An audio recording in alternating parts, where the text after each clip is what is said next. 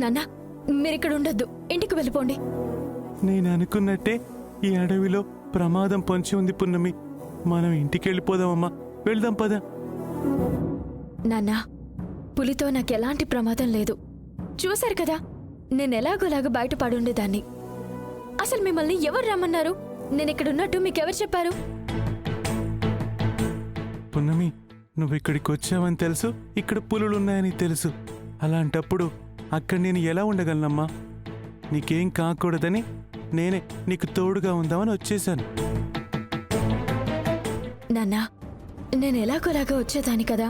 మీరు కాసేపు రెస్ట్ తీసుకుంటే నేను వెళ్ళి ఆ మూలికలు తీసుకుని వస్తాను. వద్దు పున్నమి, దేవుడు ఎలా రాసుంటే అలాగే జరుగుతుంది. మనం ఇంటికి వెళ్ళిపోదాం పదమ్మా.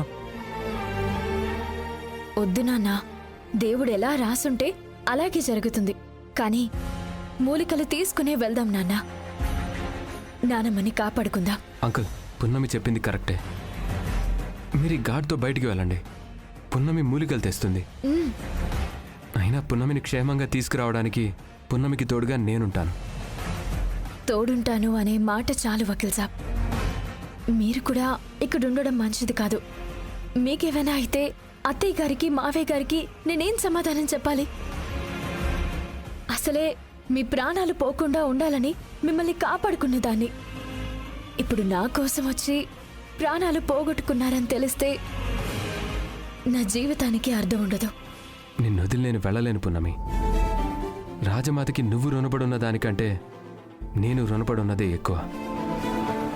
కాబట్టి రాజమాత కోసం, నీ కోసం నన్ను కూడా నీతో ఉండనివ్వు. సరే పున్నమి, మీ ఇద్దరినీ చూస్తుంటే ఒకరికొకరు ప్రాణాలిచ్చుకునే వాళ్ళలాగా, ఒకరి ప్రాణాల కోసం ఒకరి ప్రాణాలు అడ్డు పెట్టేలాగా అనిపిస్తుంది. సర్లే, నేను గాడ్తో బయటికి వెళ్ళిపోతాను. మీ ఇద్దరు జాగ్రత్తగా వెళ్ళిరండి. అమ్మా జాగ్రత్తే, నీకేమనైతే నేను తట్టుకోలేను. పృథ్వీ జాగ్రత్తే, జాగ్రత్తగా చూసుకో. రా.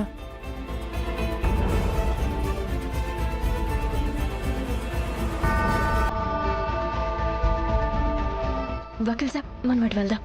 రా.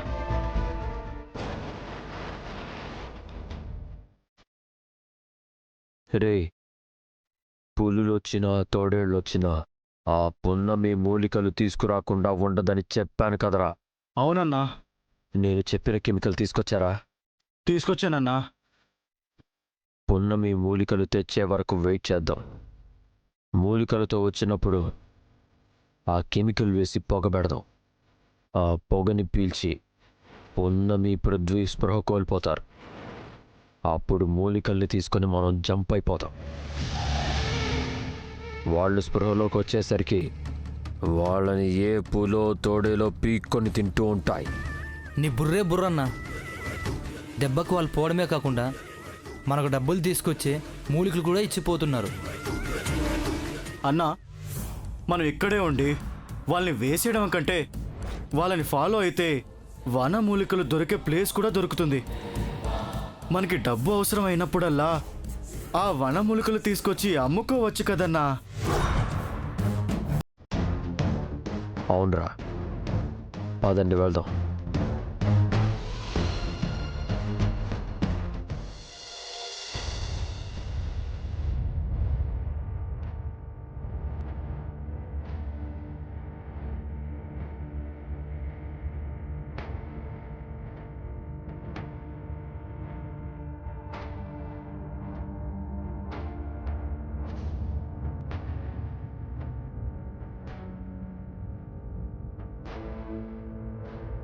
చాలా థ్యాంక్స్ వకీల్ సాబ్. నేను ఒంటరిగా వచ్చానని తెలుసుకుని నాకేమవుతుందనే భయంతో నా కోసం వచ్చినందుకు నాకు చాలా సంతోషంగా ఉంది. నేనంటే మీకు కూడా ప్రేమ ఉంది, కానీ బయటపడరు. హలో, నేను కేవలం ఒక స్నేహితుడిగా మాత్రమే వచ్చాను. అంతకన్నా ఎక్కువగా ఆలోచించకు. అవసరం లేదు వకీల్ సాబ్. నేనేమైనా మిమ్మల్ని తోడుగా రమ్మని పిలిచానా? లేదు కదా. ఇప్పుడు కూడా మీరు వెళ్ళిపోండి. నా పని నేను చూసుకుని నేను క్షేమంగా ఇంటికొస్తాను.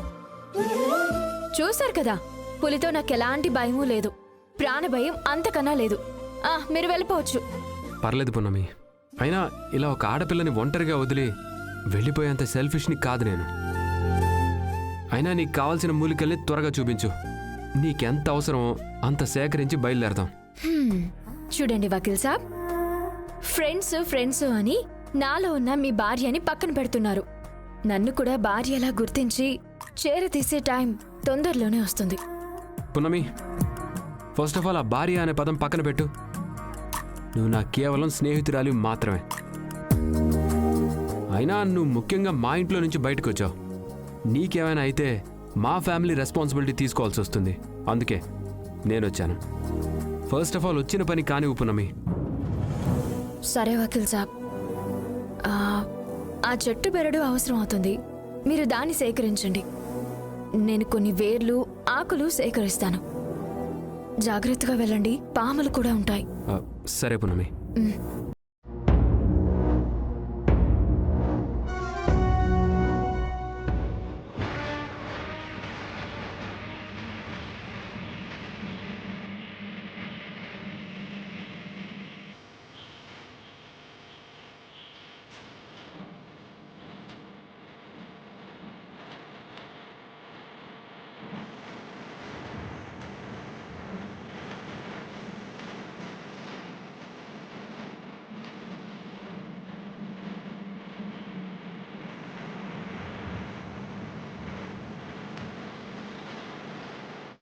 రేయ్, పున్నమి చేతిలో ఉన్న వనమూలికల్ని ఎలాగైనా మన సొంతం చేసుకొని ఆ రాజమాత ఆపరేషన్కి అవసరమైన డబ్బుని అరేంజ్ చేసుకోకుండా చేయాలి.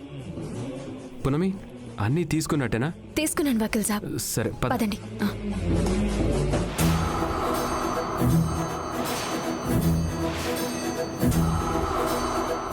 అదేంటి, వీళ్ళు ఇంకా వెళ్ళలేదా? ఎలా వెళ్తారు వకీల్ సాబ్? ఈ వనమూలికల్ని కాచేసి నానమ్మ ఆపరేషన్ జరగకుండా చూడాలని వాళ్ళ ప్లాన్. అలాంటిది ఎలా వెళ్తారు? సరే, ఎలా వెళ్ళరో నేను అయ్యో చూస్తాను. వద్దు వకీల్ సాబ్, వీళ్ళకిలా కాదు. రండి చెప్తాను, రండి.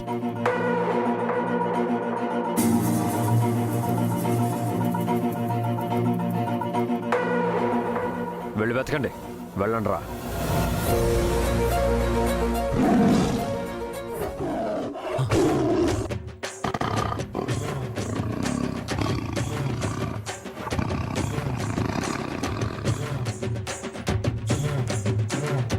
అన్నా, పులి ఇక్కడెక్కడో తిరుగుతున్నట్టుందన్నా. బతుకుంటే మళ్ళీ ఏదో ఒక ప్లాన్ వేసి దెబ్బతీయచ్చు. మనం ముందు ఇక్కడి నుంచి వెళ్ళిపోదామన్నా. నేను ఇక్కడికి వచ్చింది దాని అంతు చూడ్డానికి. అంతు చూడందే వెళ్ళేది లేదు. ఓరి దేవుడు, అది నీ ఇష్టం అన్నా. మేం మాత్రం ఉండమన్నా. రే పదరా. ఆగండ్రా.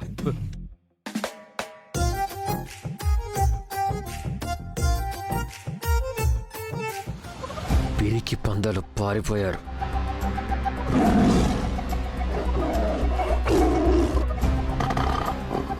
వీళ్ళు లేకుండా నేను ఒంటరిగా వెళ్తే, ఆ పులి ఎదురు పడితే దానికి నేను ఆహారం అయిపోతాను కదా. ఆ పున్నమంటే దాని తెలివితేటలు ఉపయోగించి ఆ పులిని తప్పుదారి పట్టించగలదు. నా వల్ల కాదు. ఇప్పుడు కాకపోతే వాళ్ళు చెప్పినట్టు ఇంకోసారి ఎప్పుడైనా సరే దాని అంతు చూస్తాను. ముందు మనం బతుకుండాలి కదా.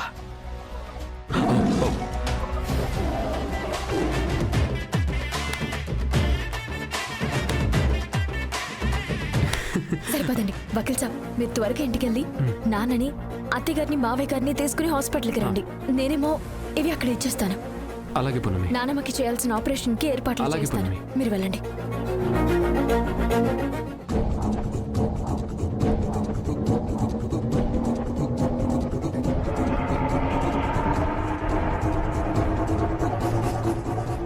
సార్, మనం గేట్ బయటనే వెయిట్ చేద్దాం సార్.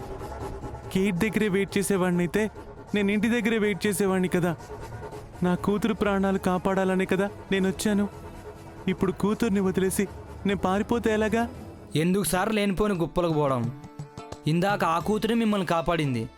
మీరు ఇక్కడే ఉంటే మళ్ళీ మీ కూతురు మిమ్మల్ని కాపాడాల్సి వస్తుంది. రాండి సార్ వెళ్దాం. ఎందుకు రిస్క్? ఈసారి గాని ఆ పులొస్తే ఆ పులిని చీల్చి చెండాడుతాను. ఆ పులిని అడవి మొత్తం తిప్పిస్తాను. ఆ, సార్ ఇక్కడే ఉంటే పులి మనల్ని చీల్చి చంపేస్తుంది సార్. పదండి సార్. అది కాదయ్యా. పదండి సార్.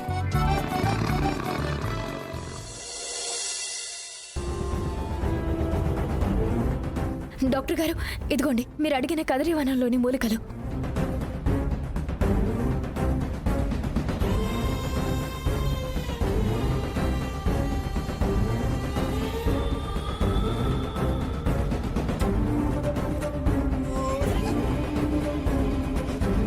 సరేనమ్మా, ఆపరేషన్ జరిపించేస్తాను.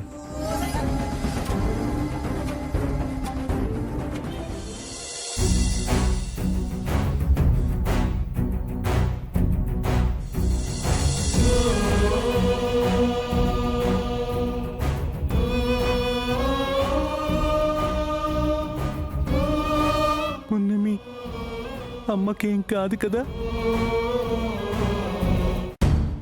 ఇది మామూలుది కాదు. వెళ్ళిపోయి డబ్బులు తీసుకొచ్చి ఆపరేషన్ కూడా చేయించింది. దీంతో పెట్టుకుంటే ఇలాగే ఉంటుందనుకుంటా.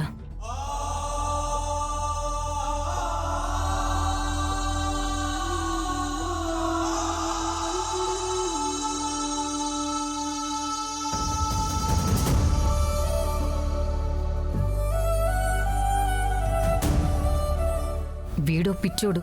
మేం చెప్పిన మాట వినకుండా ఎలా తయారయ్యాడు.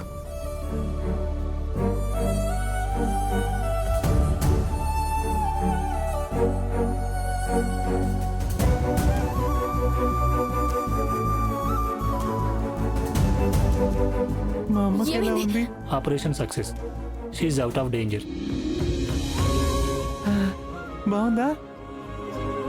Thank you doctor, thank you so much. ఈ ముసల్ది మామూలుది కాదు, గట్టిదే. ఛా, ఇప్పుడు మళ్ళీ ఏ మొహం పెట్టుకుని ఆవిడ ముందు తిరగాలి? చూద్దాం, ఏదోలా మేనేజ్ చేద్దాం. దేవుడా, థ్యాంక్స్.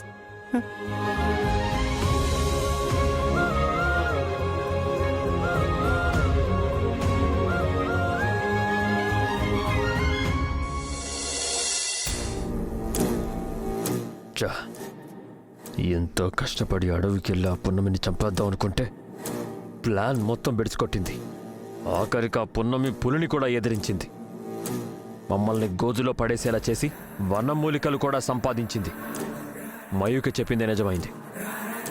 పున్నమిని చాలా తక్కువ అంచనా వేశాం. అయితే ఇప్పుడు పున్నమి అత్తయ్య ఆపరేషన్ చేయిస్తుందా? తప్పకుండా. అత్తయ్య ఆపరేషన్ అయిపోగానే ఇంటికి తీసుకొచ్చి గొడవ చేస్తుందా? చేయకుండా ఎలా ఉంటుంది మమ్మీ? అంటే ఈ ఆస్తి మొత్తాన్ని లాక్కొని మనల్ని బయటకు గడ్డేస్తుందా?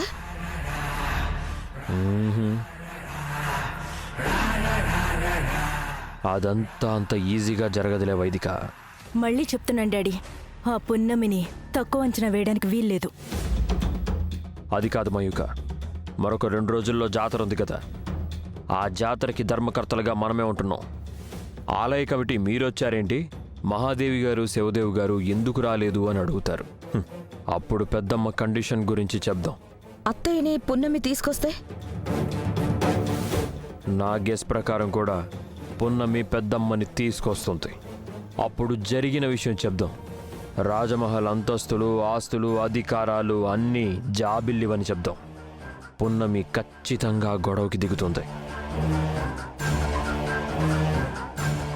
అప్పుడు పున్నమిని రెచ్చగొట్టి గొడవని పెద్దది చేసి అందరి ముందు ఒక ఛాలెంజ్ చేసేలా చేద్దాం.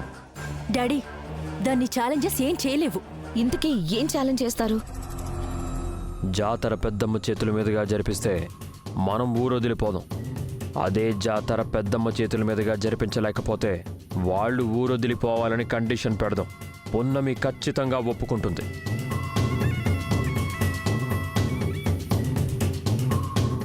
పెద్దమ్మకప్పుడు ఆపరేషన్ అయి ఉంటుంది కాబట్టి ఆవిడ చేయలేరు. ఒకవేళ చేసినా ఏదో ఒకటి చేసి జాతర జరగకుండా అంతరాయం కలిగిద్దాం. అప్పుడు ఆ జాతర ఆగిపోయిందన్న కారణంతో వాళ్ళని శాశ్వతంగా ఊరొదిలిపోయేలా చేయొచ్చు. Super plan daddy. ఈ దెబ్బతో ఆ ముసలివాళ్ళు ఈ రాజ్మహల్ వైపు రాకుండా శాశ్వతంగా బయటికి వెళ్ళిపోతారు. ఆ తర్వాత మనకు అడ్డొచ్చే వాళ్ళెవ్వరూ ఉండరు. ఇంతకీ జాతర ఎప్పుడు అగ్నిదేవ్? ఎల్లుండే కదా వైదిక. ఇరుగు దిష్టి, పొరుగు దిష్టి, ఇంట్లో వాళ్ళ దిష్టి, ఊళ్ళో వాళ్ళ దిష్టి, మీ మీద కన్ను పడిన వాళ్ళందరి దిష్టి తొలగిపోవాలి.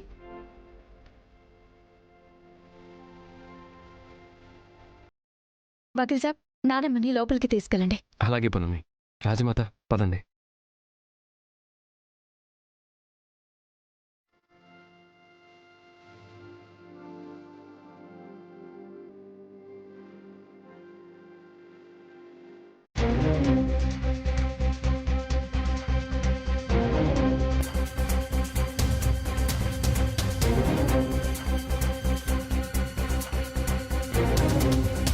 ఆ దేవుడి దయ వల్ల పెద్ద గండం తప్పింది. మీరు క్షేమంగా ఇంటికి వచ్చారు. అది నాకు చాలా సంతోషంగా ఉంది రాజమాత. అవునవును. ఎక్కడ ఆపరేషన్ ఫెయిల్ అవుతుందో, ఎక్కడ మీరు మాకు దూరం అవుతారోనని చాలా కంగారు పడ్డాం మహాదేవి గారు.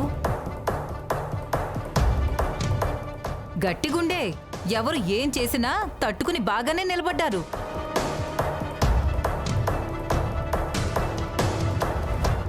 ఏంటమ్మా మాటలు? అయినా ఆపరేషన్ చేయించుకొచ్చిన రాజమాతని కొన్ని రోజులు ప్రశాంతంగా ఉండనిద్దాం. మరీ బాగుంది. ఇప్పుడు నేనేదో ప్రళయం సృష్టించినట్టు మాట్లాడుతున్నావు. నాకు తెలీదా రాజమాతను ఎలా చూసుకోవాలో? పృథ్వీ, నేను మళ్ళీ ఇలా తిరిగి ఇంటికొస్తానని అనుకోలేదు.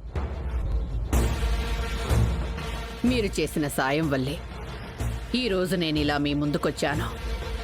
ఇందులో సాయం ఏం లేదు రాజమాత. మనం ఏం చేస్తే అదే మనకు ఎదురవుతుంది అంటారు. అలాగే మీరు చేసిన మంచే మీకెదురై మీరు ఆరోగ్యంగా ఇంటికి వచ్చారు. అవునానమ్మా, ఇక మీదట మీరు దేని గురించి ఎక్కువగా ఆలోచించొద్దు. పూర్తిగా విశ్రాంతి తీసుకోవాలి. అత్తయ్య, నానమ్మకి ఈ రోజు నుండి కారం, ఉప్పు, మసాలా దినుసులు ఎక్కువగా ఉన్న ఆహారం పెట్టకూడదు. అంటే ఈ రోజు నుంచి ఒకే ఇంట్లో 2 రకాల వంటలు వండాలా? అవునత్తయ్య, ముఖ్యంగా ఆకుకూరలు, కూరగాయలు ఎక్కువ ఉండేలా చూసుకోమన్నారు. చూడు పున్నమి, నేను వంటలు వండేదే అంతంత మాత్రాన. అందులోనూ ఎన్ని వెరైటీలంటే నా వల్ల కాదు. మనిషికో రకం వండాలంటే ఇదేమి రాజమహల్ కాదు. అక్కడుండే నౌకర్లు ఇక్కడ ఉండరు. ఇది సాదా సీదాగా ఉండే మామూలు మధ్యతరగతి ఇల్లు. వండింది తినాలి కానీ అది కావాలి ఇది కావాలి అంటే కష్టం. అమ్మా, అరే నీకు నచ్చిన వంటలే వండు. కొంచెం సాల్ట్ తక్కువే చాలు. మనం ఎలాగో కారం తక్కువే తింటాం కాబట్టి రాజమాతకి ఆ కారం సరిపోతుంది. అలాగే ఉప్పు కారం తక్కువగా ఉన్న వంటలే అందరి ఆరోగ్యానికి మంచిది. మనం కూడా అదే అలవాటు చేసుకుందాం అమ్మా. అలా ఏం వద్దులే పృథ్వీ, మీకు ఎలా నచ్చితే అలాగే చేయండి. లక్ష్మి, మీరు చేసిన వంటలే మేము తింటాం. నా కోసం ప్రత్యేకంగా ఏమీ వండక్కర్లేదు. నానమ్మా, ఏం నానమ్మ మీరు? డాక్టర్ చెప్పినట్టు వినాలి. మళ్ళీ మీకేదన్నా అయితే మేము తట్టుకోలేము. కావాలంటే మీకు అవసరమైన వంటలు నేను వండుతాను. ఏంటి పున్నమి నీ ఉద్దేశం? మహాదేవి గారిని నేను పట్టించుకోవట్లేదనా? మహాదేవి గారిని నేనేదో భారంగా ఫీల్ అవుతున్నట్టు మాట్లాడుతున్నావు. అందరి ముందు నన్ను చెడ్డదానిగా చూపించి నువ్వు మంచిదాని వైపోదామని చూస్తున్నావా? అయ్యో, అలాంటిదేం లేదత్తయ్యా. అయినా ఒకరు చేస్తే మనం మంచి వాళ్ళం అయిపోము, చెడ్డ వాళ్ళం అయిపోము. మనమేంటో మనకి తెలిస్తే చాలు. ఒక్కొక్కరికి ఒక్క వంట చేసే శ్రమ మీకెందుకు? నానమ్మకి నేను చేసి పెడతాను అంటున్నాను. అది నా బాధ్యత. చూడు లక్ష్మి, ఇప్పటికే నీకు భారంగా మారాం. మళ్ళీ వంటలు, ఈ పథ్యాలని మరో భారం కాలేం. మీరేం చెప్తే అదే తింటాం, మీరు ఎలా చెప్తే అలా ఉంటాం. పున్నమి, మీ అత్తగారు చెప్పింది విను, సరేనా? అమ్మా, నీకు రెస్ట్ కావాలి, కాసేపు పడుకుందు కాని పద. లేవండి నానమ్మ, పదండి. పద.